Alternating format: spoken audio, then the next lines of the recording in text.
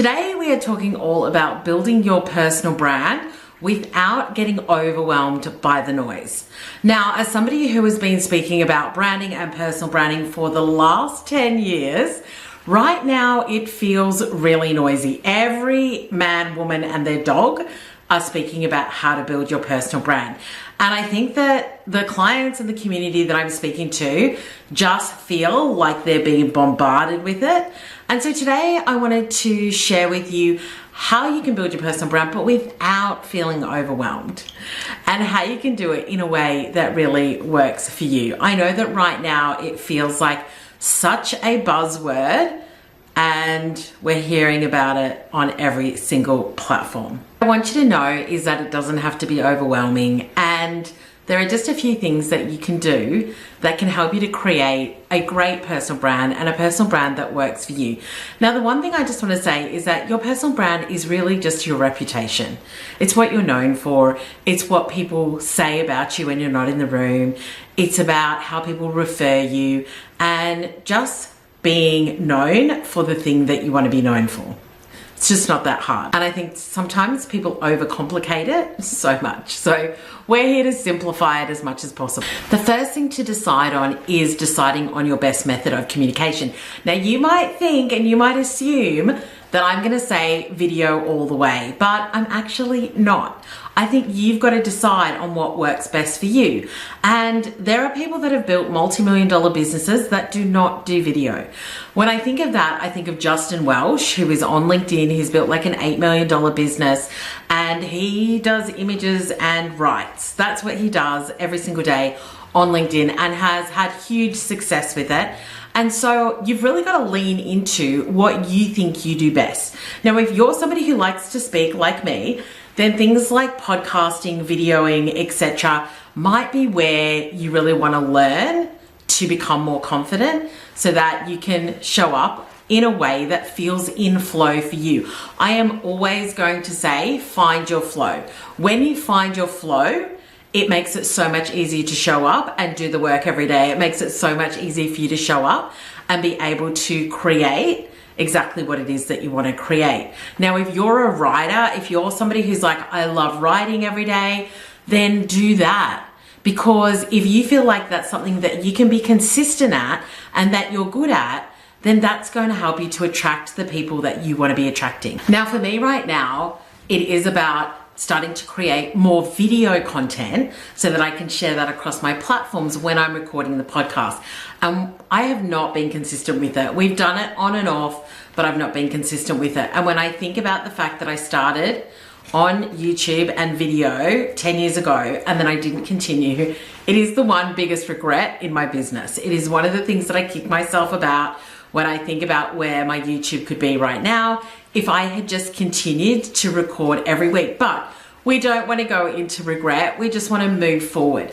And so now one of the commitments that I've made to my VA and myself is that we're going to do a lot more video on YouTube so that we can obviously be repurposing that everywhere else. I also have a short form video content studio called Bold Vibes Consulting, where we actually take our clients and we do short form video professionally for them so that they can build libraries. And so you have to be the product of your product. You have to be the person that shows up and does what they're telling their clients to do, which is what I say all the time. So for me, this is something that I am really wanting to do, but it's me being in flow. So you decide what is in flow for you and then make a commitment to yourself to show up and do that every day or batch so that you can be showing up and sharing every day in a way that works for you. The second thing I want to say about not feeling overwhelmed when building your personal brand is actually not feeling like you have to catch up. Just like I was talking about YouTube and wishing I'd done it for the last 10 years, try not to put all the pressure of yourself of coulda, woulda, shoulda. And just start from now. It's like drawing a line in the sand and saying, okay, I am going to challenge myself. I am going to commit to now learning this new skill, whether it's writing, audio, video, you choose your medium and then make a commitment to it. So for example, today what I've done is that I've recorded a couple of videos. I went and watched, I love Vanessa Lau. She's doing a whole video series on creating videos, scripting, etc. And so that is something that I am doing today. I'm learning. There are some great creators online who I really like, and so I'm also following them. But the one thing that I'm really conscious of to not overwhelm myself, and this has happened in the past, is where once you start seeing those creators, now the algorithm is feeding you up the other 100,000 people who are talking about the exact same thing and who are showing you how you can do it. And so it's really important to select the people that you want to learn from and then just focus on those, because otherwise it can get really overwhelming when you try and listen to every single person talking about the same topic. The third thing to focus on is creating a schedule and committing to it.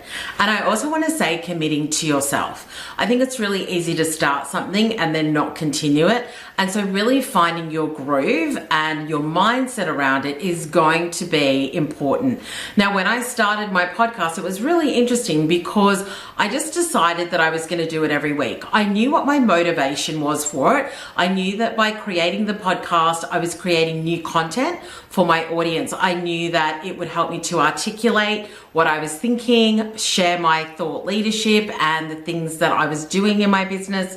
It also helped me to get some really great speaking gigs as well. So I knew exactly why I was doing it. And so that then helped me to be consistent, because it wasn't just something that I thought, oh, I'm just going to do it and see how it goes. I thought, no, I'm going to do it. And by doing it, I knew what the outcome was that I wanted to get from it.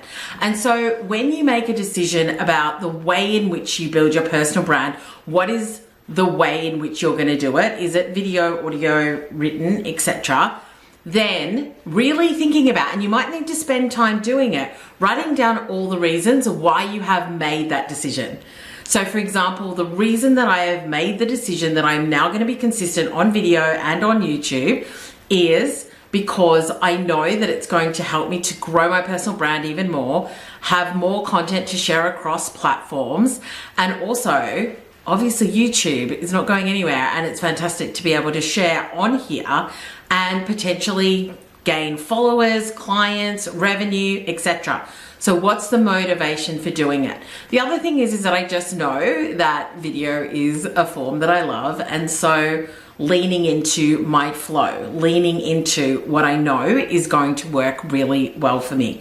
So really think about, what are you going to do? What schedule are you going to commit to? So even now as I'm creating this, I'm thinking, okay, what is my YouTube schedule going to be? What kind of processes do we now need in the business in order for me to commit to that and do it and batch and not be creating on the fly, but doing it in a way that doesn't feel overwhelming, doing it in a way that really works for me and my team, and also thinking about what else I might need to go with that. So really think about, what is the schedule? What are you committing to? What does that commitment look like? Who are you going to be accountable to is a really great thing to add there. So for me, it's my team, but also putting this out and saying to my podcast listeners and to my YouTube followers, this is what I'm going to do. And so I will commit to a day. I need to speak to my team about what that's going to look like.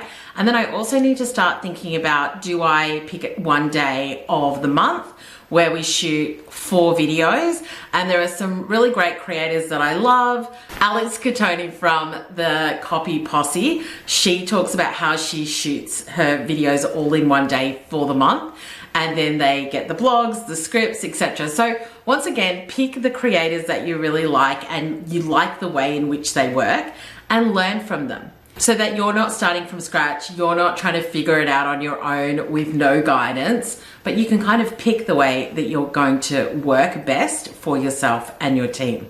And the last thing that I think is worth doing when it comes to not feeling overwhelmed is to get your posse together. Get others around you who are doing something similar, so that you can support one another, share resources, share ideas, really support one another as well.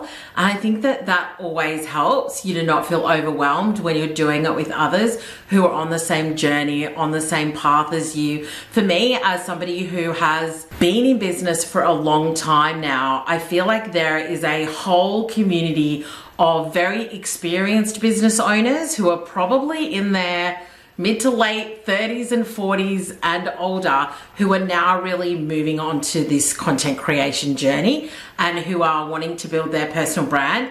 And I know that for my clients who are experienced business owners wanting to move across to coaching, consulting, and content, that it can be a real shift. It can be something that is difficult to start becoming really visible when you've not needed to be as visible in the past. And so when you are around others who are also working through the resistance of showing up and creating in a new way, that feels very exposing. And I totally get that. And I actually want to call that out, is that when we look at the younger generation, they've grown up with phones, they've grown up with videos, they've grown up absolutely putting a lot of their life online naturally, which is not something that we really grew up doing. And so this takes breaking some beliefs. It takes really that resistance of knowing that you could share things and worrying about what people say or them disagreeing with you. And so if you are there, then feel free to come on this journey with me as well. And I am more than happy to support you to show up and start to learn to become a content creator as well as a business owner, and to decide what your flow of content is so that you can create in a way that feels really good for you and continues to help your business to grow. Because I think that is where the risk is that you don't move with the market and you don't build your personal brand, and then you lose out on the opportunities that you could have had if you decided to commit and do the work that you know is required in the market that we're in now. So great to have you here today. If you've got any questions, let me know. Can't wait to see you again on video on the podcast very, very soon.